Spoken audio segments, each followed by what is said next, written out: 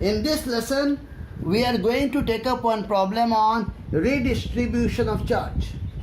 There are two spherical conductors of radii R1 and R2 having charges Q1 and Q2. They are connected by a conducting wire.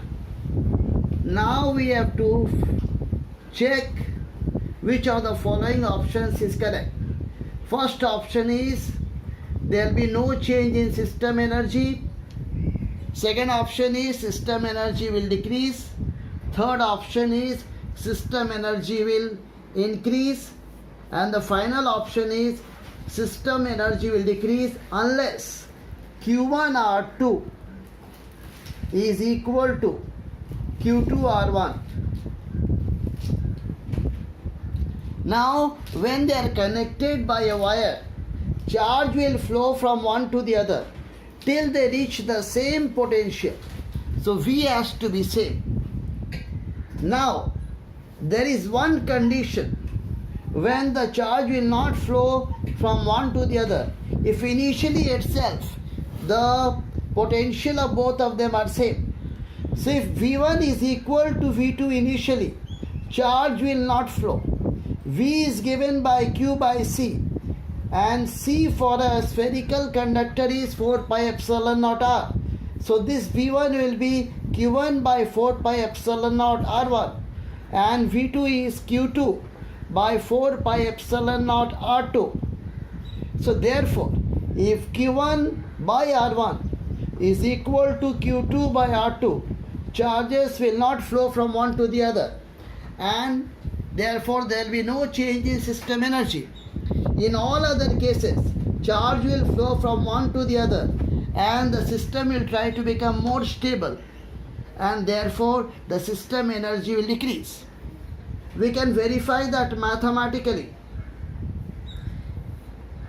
The potential of this V, the common potential, will be given by the total charge divided by the total capacitance C1 plus C2, and the total charge finally will be the same charge as the total charge initially. So this is Q1 dash, this is Q2 dash.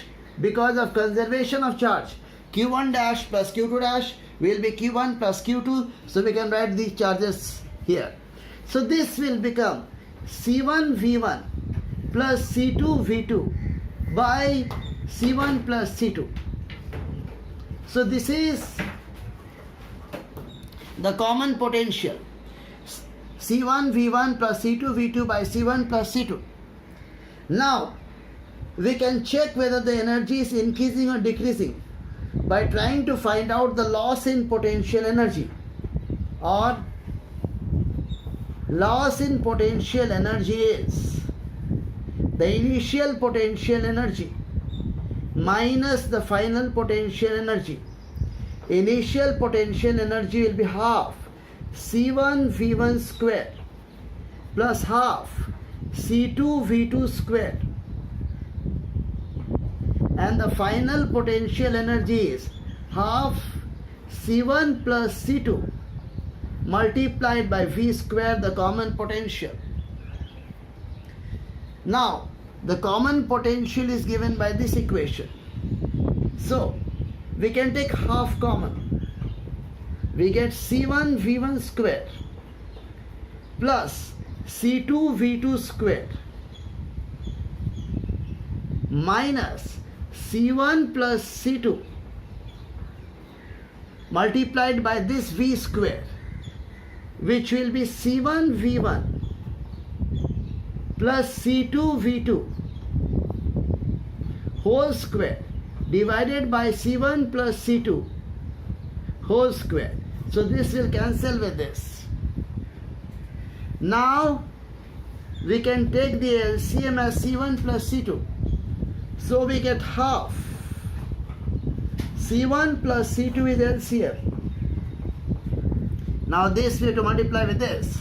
So we'll get C1 square V1 square, then C1 C2 V1 square. This we are multiplying with this, now this with this. So we get C1 C2 V2 square plus C2 square V2 square. Now we'll expand this. So we'll get C1 square V1 square minus of that. Then minus C2 square V2 square minus of 2C1 C2 V1 V2. Now these terms will cancel. And if we simplify, we get half C1 plus C2 in the denominator. In the numerator we get C1 C2 common everywhere. So C1 C2 V1 minus V2 whole square. And this has to be positive because C1, C2 both are positive. V1 minus V2 whole square will be positive. Therefore, there is a loss in potential energy. So therefore, if these two spherical conductors of radii R1 and R2 having charges Q1 and Q2 are connected by a conductor, charge will flow till the potential of both of them become equal, and this charge flow will try to make the system more stable. Therefore, potential energy will decrease. So system energy will decrease. But if initially the potential of the two are same, then charges will not flow, and in that situation the system energy will remain same. So therefore, the correct option is system energy will decrease unless Q1 R2 equal to Q2 R1.